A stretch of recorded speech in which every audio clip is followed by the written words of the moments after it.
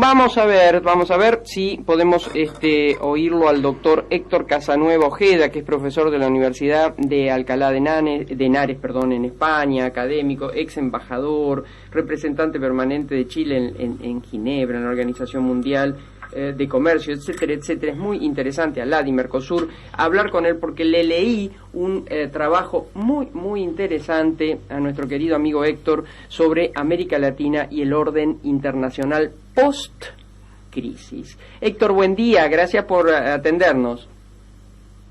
Hola Herminia, buenos días, muchas gracias por este contacto.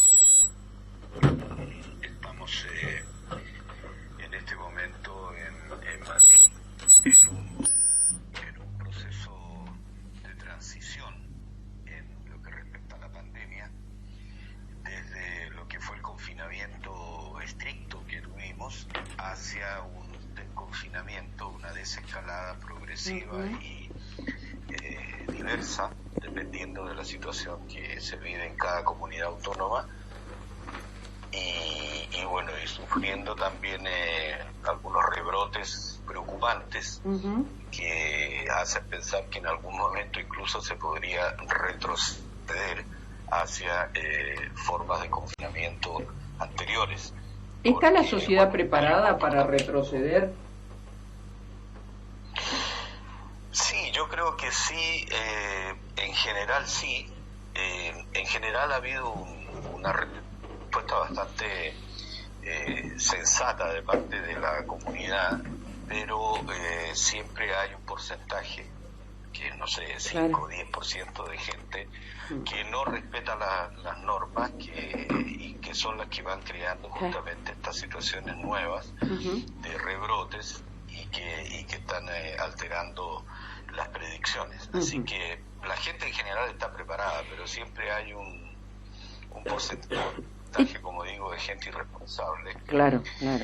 La mayor parte, en un principio, la mayor parte de los contagios y de las muertes lamentables que ha habido acá en España se producían fundamentalmente con personas mayores, mayores de 50, 60 años y muchas mayores de 70 y 80. Sin embargo, hoy día todos los rebrotes que se están produciendo es de gente joven, gente de 15, 20, 25 años, que es la gente que ha estado tomándose esto de la apertura y de la desescalada de manera un poco más frívola, y eso es lo que está preocupando mucho.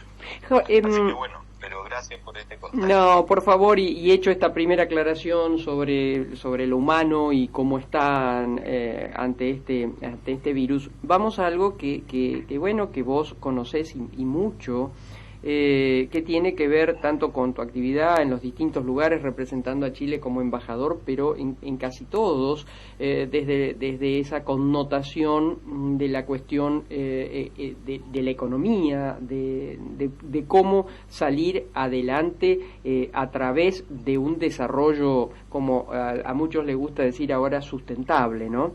Tengo entendido, Héctor, que hubo un documento con propuestas de muchos ex embajadores, ex presidentes, es decir, académicos, muchos preocupados por esta situación sobre Latinoamérica.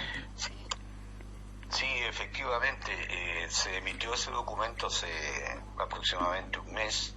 Ha habido otros pronunciamientos también de expresidentes latinoamericanos, después de una reunión que tuvieron online con el presidente del gobierno español, Pedro Sánchez, que está dentro del contexto de lo que es la búsqueda de una recuperación más fuerte de la relación entre Europa y América Latina, con vistas a la pospandemia y a la configuración de un nuevo orden internacional que debería ser mejor, que debería ser efectivamente, como tú dices, sustentable, y que debería basarse en aquellos avances que se han producido en la última década por parte de la comunidad internacional, fundamentalmente en torno a 3 o 4 acuerdos globales importantes, como han sido, por una parte,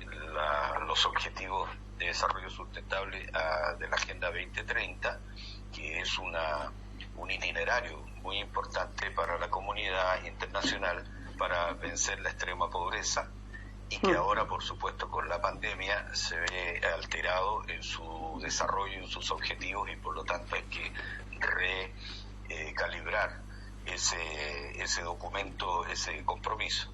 Está también el compromiso de financiación del desarrollo que se articuló el año 2016 en Addis Abeba, en la cumbre sobre financiación del desarrollo. Hay un compromiso concreto asumido, pero que también se ve afectado ahora por la recesión y la contracción económica global, que ya te puedo dar algunas indicaciones respecto de eso. Antes de eso, perdón Héctor, antes de eso solo una puntualización. Los datos que yo he visto en cuanto al ranking de la pobreza, por supuesto dejando Venezuela, que tiene las mayores rankings en todo lo que no es bueno, después lo sigue Argentina, Brasil, México, Perú, ¿no? Donde más impacto va a tener los efectos de esta pandemia en cuanto a la pobreza. Así es, efectivamente, si uno va vamos a ver, primero hay, tal como tú lo has dicho, hay un contexto global que nos está afectando a América Latina muy fuertemente, porque el 90% de los países del mundo están teniendo y van a tener una contracción muy fuerte en sus economías. En el caso de los países de... Hola. Se cortó. Bueno, se cortó. Vamos a ver si podemos reconstituir. Avanzamos con tandita. A ver si podemos reconstituir esto. El tango y sus avenidas. El tango y sus calles. Todas transitadas sin atajos ni barreras. Grupo Contrastango. Amo los pájaros. Tangos, valses y milongas que fueron y serán. Yo soy María. Visite nuestra página web contrastango.com.ar. Contrataciones 3416-1879-93.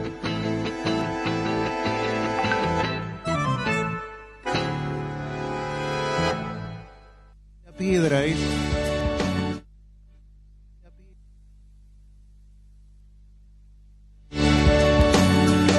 Si la piedra es un obstáculo, intentemos juntos eludirla. Si la piedra es experiencia, no está mal reencontrarnos con ella.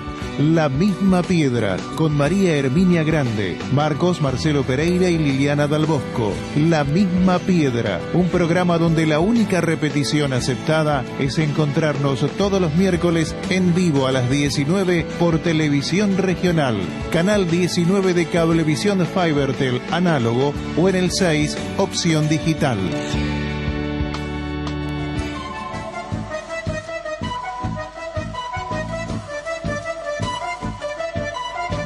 Sindicato Unidos Petroleros e Hidrocarburíferos Filial San Lorenzo, 75 años bregando por el bienestar del trabajador petrolero y su familia, comprometido con la soberanía energética del país. Gerardo Canseco, secretario general. A ver si lo rescatamos a nuestro querido amigo el doctor Héctor Casanueva. Héctor, ¿estás allí?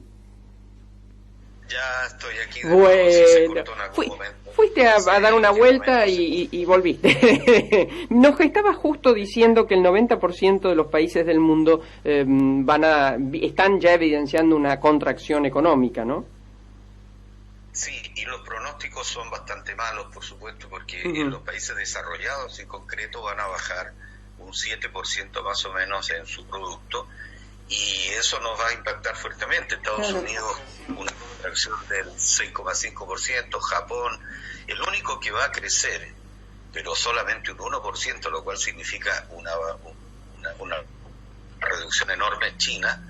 Pero en fin, nosotros dependemos, América Latina, como lo decimos en el documento que tú mencionabas al principio, va a sufrir fuertemente la contracción del comercio internacional, que va a bajar cerca del 30% en este año y el próximo. Entonces, en ese contexto, lo que tú señalas claramente respecto a la incidencia en la pobreza, por ejemplo, en América Latina, lo concreto es que vamos a tener, desgraciadamente, un incremento superior vamos a llegar a un 45 millones más de personas que caen en la pobreza. Un paquete tremendo. Eso, tremendo. Eso 45 es, millones de claro, personas sí, más en la pobreza. 45 millones más, o sea, vamos a llegar cerca del orden de los 180 millones de personas que van a estar bajo la línea de pobreza, lo cual significa una pérdida, como lo dice la CEPAL, de una década completa. El ingreso per cápita de nuestra región en promedio va a retroceder a los niveles del 2010, es decir, hemos perdido en 5 meses una década completa de crecimiento, y eso para todos los países. A unos tenían un nivel de crecimiento superior, otros inferior, pero en concreto todos vamos. ¿Y el ingreso per cápita cuánto ha retrocedido? Me estabas por dar esa cifra. ¿Cómo? Perdón, no te oigo bien. ¿El ingreso per cápita cuánto ha retrocedido? El ingreso per cápita ha bajado, como digo, hasta llegamos a un pic de promedio de la región del orden de los 13-14 mil dólares per cápita, y ahora estamos llegando otra vez a los 8.800, 8.900, que es lo que teníamos en el año 2010. Es decir, esa reducción nuevamente ha sido del orden de cerca del 30-40% del producto per cápita. Por eso la década perdida. Estamos en el 2020. Exacto, y además tenemos el tema, bueno, todo esto va interrelacionado porque desgraciadamente es una crisis sistémica, y esto nos afecta fundamentalmente también en el empleo.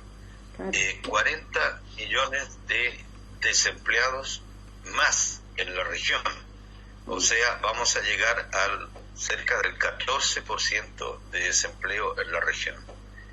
Entonces, para ir viendo caminos, ¿no? Porque uno tiene que pensar, bueno, hay dos cosas que la región y los países de la región o tres cosas que tienen que calibrar. Uno, efectivamente, la recesión global. Cómo enfrentar esa recesión global que nos afecta en nuestras exportaciones y por lo tanto en nuestros ingresos y por lo tanto en nuestro empleo. Primera cosa. Segundo, cómo nos afecta dentro de la región la pérdida de puestos de trabajo derivados del quiebre de cerca de 2,5 millones o más de pequeñas y medianas y microempresas que no tienen posibilidad alguna hoy día de desarrollar su actividad económica. Y todos sabemos que las pequeñas y medianas empresas son las más intensivas en empleo. Por lo tanto, cuando se pierden esas pequeñas y medianas empresas, se pierden muchos empleos, como es lo que estamos viendo. Lo tercero es cómo vamos a enfrentar en la región y los países individualmente esta situación de grave emergencia social que puede significar, que va a significar, según los cálculos de la CEPAL, significa que, por ejemplo, 33 millones de personas en América Latina que habían recuperado o habían ingresado dentro de los cánones de ingreso de la clase media, van a retroceder nuevamente a niveles de pobreza con unos ingresos promedio solamente de $500 mensuales, promedio. Hay otras cosas peores, ¿no? Así que, bueno, en ese contexto, lo que nosotros planteamos en el documento que tú mencionas, que es un documento suscrito por más de 50 efectivamente economistas, diplomáticos, en fin, ha sido respaldado por presidentes como el presidente Ricardo Lagos, como el presidente Sanguinetti, como el presidente Vinicio Cerezo, etcétera. ¿Y qué es lo que planteamos nosotros? Planteamos en primer lugar la integración y la cooperación dentro de América Latina, porque ninguno de los países se va a salvar solo de esto. Claro. Y necesitamos, por ejemplo, crear más oportunidades dentro del mercado interno, primera cosa. Segundo, ser capaces de negociar unidos con los organismos financieros internacionales los recursos que se necesitan para atender la emergencia social mediante lo que la CEPAL también plantea, la creación de un ingreso básico de emergencia para toda la población en situación de pobreza, para generar bonos contra el hambre de la población en extrema pobreza, para establecer políticas de apoyo a las pequeñas y medianas empresas, que evitar la mayor parte del quiebre de estas empresas y por lo tanto se puedan mantener los empleos, etcétera. Cómo cómo negociar también, y tenemos que hacerlo unidos, y eso lo está pidiendo incluso el G20, que es el grupo de los países más desarrollados, ¿verdad? Y en el cual tenemos la participación de Argentina y la participación de México, de Brasil. Se está planteando un tratamiento de la deuda externa de los países latinoamericanos que no era muy alta, en algunos más, ¿verdad? En el caso de Argentina lamentablemente lo era, en otros menos, pero en general no era una deuda externa muy alta, pero que hoy día es imposible de pagar, por lo menos con los parámetros que se venía tratando. Entonces, ¿qué es lo que estamos planteando en este documento y qué es lo que se está planteando desde la sensatez más absoluta? Es decir, primero, enfrentemos unidos los latinoamericanos esta emergencia tan brutal. Segundo, fijemos una forma de alianza con el exterior que nos permita impulsar ante los organismos de crédito internacionales, el Fondo Monetario, etcétera, etcétera, políticas de alivio de la situación para América Latina, que tiene una caja fiscal muy reducida como para poder enfrentarla por sí solo. No es el caso de Europa. En Europa lo que se estaba discutiendo ayer era una cosa impresionante. 750.000 millones de euros, que son como 800 y tantos mil millones de dólares, para empezar a apuntalar. Ahí está Merkel con un plan, de rescate impresionante. Vos sabés que me alegra tanto escucharte esto, porque a veces uno me escribí hace 1 o 2 semanas atrás, me parece que 2 semanas atrás, luego de esa reunión en el Mercosur, y yo decía, qué oportunidad perdida de nuestros gobernantes de no plantear ese fondo común, o al menos una salida común en la búsqueda de financiamiento para los organismos internacionales, porque ya esa época ya había trascendido que Merkel contaba con estos fondos. Bueno, Europa tiene estos fondos, nosotros no, pero hay que ir a buscarlos juntos. Claro, y en este momento lo que se hace más urgente es encontrar el financiamiento suficiente para atender la emergencia y para la recuperación. Son dos cosas, ¿verdad? Una, atender la emergencia, atender la grave emergencia social, sanitaria, en fin, laboral, etcétera. Pero por otro lado, cómo generar una recuperación sostenible que nos va a tomar por lo menos yo te diría unos 5 años, por lo menos. Entonces, hay que pensar de qué manera enfrentamos juntos esta emergencia, en vez de estar peleándonos por tonterías entre los países, a ver quién ha sido más capaz de manejar la pandemia, quién tiene las mejores. Esta es una tontería absoluta. Y en fin, esta semana va a haber una reunión promovida por España, por Francia y por la propia Comisión Europea con cancilleres y con economistas latinoamericanos y europeos, buscando nuevamente estas convergencias, porque además que pasa el esta reunión, perdón Héctor, ¿esta reunión entre quiénes va a ser? ¿Cancilleres de Europa solamente? No, con cancilleres de América Latina y de Europa, es decir, una reunión euro-latinoamericana para ver cómo seguir estudiando fórmulas de cooperación intensiva reforzada para atender. ¿Cuándo va a ser eso? Entre Europa y América Latina. ¿Perdón? ¿Cuándo va a ser esto? Esto esta semana, no recuerdo exactamente el día, creo que el martes o miércoles se va a producir esto. Está promovido por Josep Borrell, que es, tú sabes, el español que está a cargo de las relaciones exteriores de la Unión Europea, pero promovida muy fuertemente también por el gobierno francés y por el gobierno español, pero en el que participan también, como lo ha dicho la propia Angela Merkel, ¿no? Participan también los países que no son necesariamente los iberoamericanos o los mediterráneos o los latinos, ¿no? De Europa. Esto ¿por qué lo menciono y con tanto énfasis, Herminia? Porque si uno ve la relación externa de América Latina, histórica, pero también presente, la única región realmente del mundo con la cual nosotros podemos hacer sinergias en todos estos temas para salir de la crisis y para avanzar en un nuevo orden internacional que tiene que ser mejor que el anterior, es con Europa. Si tú te fijas, con Estados Unidos es muy difícil, se pueden generar algunos mecanismos de cooperación, pero no vamos a tener nunca una sinergia, un entendimiento para crear un nuevo orden internacional. Si en este momento la política de Estados Unidos más bien está deteriorando el sistema multilateral en general, las Naciones Unidas, la UNESCO, la Organización Mundial de la Salud, además, Héctor, están peleándose, la bipolaridad que están haciendo entre Estados Unidos y China. Nosotros ahí no podemos tener injerencia, podemos ir referenciarnos y recostarnos en Europa.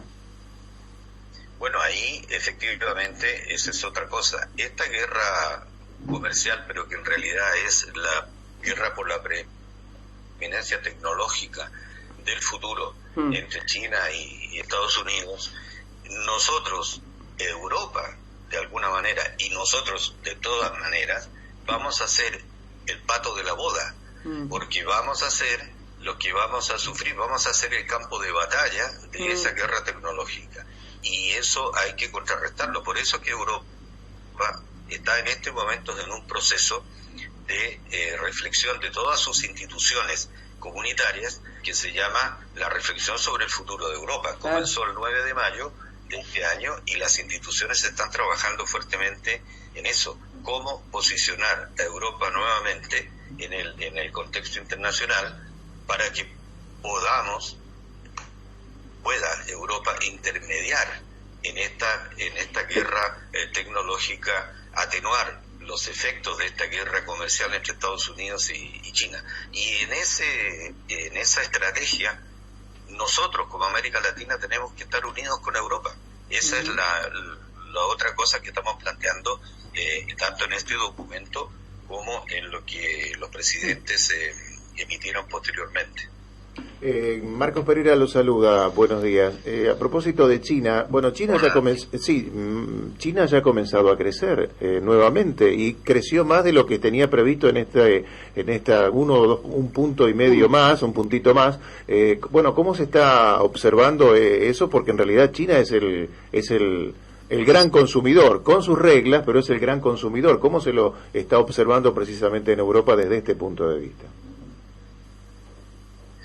Bueno, lo que pasa es que ese crecimiento de, efectivamente, 1,5% que se prevé que va a tener China este año, es una caída desde el 7% de crecimiento, en primer lugar, lo cual significa claramente una menor capacidad de importaciones y, por lo tanto, de exportaciones desde Europa y desde América Latina. Entonces, si bien va a crecer, no va a crecer significativamente como para contrarrestar todo lo que significa esta contracción económica y del comercio internacional. Eso es una primera cosa. Lo otro es que ese crecimiento va a estar fundado muy fuertemente en el crecimiento interno, porque hay unas políticas que se han adoptado inmediatamente de dinamizar su mercado interno y por lo tanto tratar de que no les afecte tan gravemente como el resto.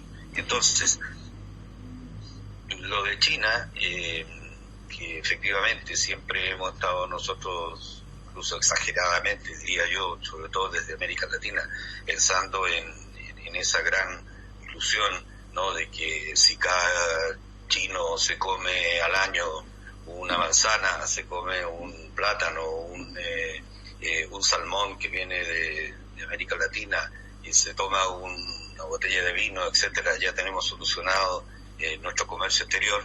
Pues eso claramente no es así. China está entrando hoy día en un proceso de vitalización de su mercado interno, fundamentalmente, y por otro lado en un desarrollo tecnológico enorme con el tema del 5G, pero no solo eso, en su guerra con Estados Unidos. Entonces, desde Europa, ¿cómo se ve desde Europa? Desde Europa se ve de que primero no hay que estar pensando en la recuperación de China. No es que no haya que estar pensando en eso, pero no hay que basarse en que China va a ser el que va a sacar de esta recesión. ¿Y los commodities seguirán, digamos, planchados con bajo nivel de precios? Sí, claro, o sea, en volumen y en precio, porque obviamente si hay una contracción de menos 7% del producto mundial y una baja del 32% del comercio mundial, y de ese 32% que baja, una parte fundamental son los commodities que nosotros exportamos, obviamente que estamos hay un estudio interesante reciente de la CEPAL que señala claramente cómo nos está afectando en volumen y en precio esta recesión en nuestras exportaciones. Héctor, realmente prácticamente ha sido una clase, ¿no?, de posicionamiento sobre la post-crisis o cómo salir de esta crisis a través de lo que nos has contado. Maravilloso en cuanto a entender este mundo globalizado y cómo hacia dónde debiesen nuestras políticas apuntar, ¿no? ¿Alguna reflexión final que quieras hacer antes de saludarte? Bueno, pues mira, muchas gracias nuevamente por esta oportunidad de conversar sobre este tema. Yo lo que quisiera mencionar en resumen es que para mí hay tres temas que América Latina y en general el mundo tiene que tomar en cuenta para salir de la pandemia. Lo primero es reforzar, modificar el sistema multilateral, las Naciones Unidas, la Organización Mundial de Comercio, la Organización Mundial de la Salud, que ha sido tan vapuleada y que, perdónate, me voy a tomar un segundo para decirte lo siguiente. La Organización Mundial de la Salud, en primer lugar, es un organismo técnico, no es un organismo de decisiones políticas, solo recomienda, pero los gobiernos no le han hecho caso en sus predicciones y en sus recomendaciones. Eso en primer lugar. Segundo, el presupuesto de la Organización Mundial de la Salud es equivalente al presupuesto de la Junta de Galicia. Claro. Entonces, sin embargo, se le pide que controle hoy día la pandemia. Claro. Eso es imposible. Entonces, lo que quiero decir, tenemos que primero reformar, fortalecer, mejorar el sistema internacional en la toma de decisiones, en su capacidad predictiva, etcétera. Esa es una primera cosa. La Organización Mundial de Comercio necesita también más competencias, no tanto el presupuesto como las competencias para poder regular el comercio y que no se produzca esta ola de proteccionismo nuevamente que Estados Unidos está impulsando. Segundo, yo diría el tema de la gobernanza en los países y en el sistema regional e internacional.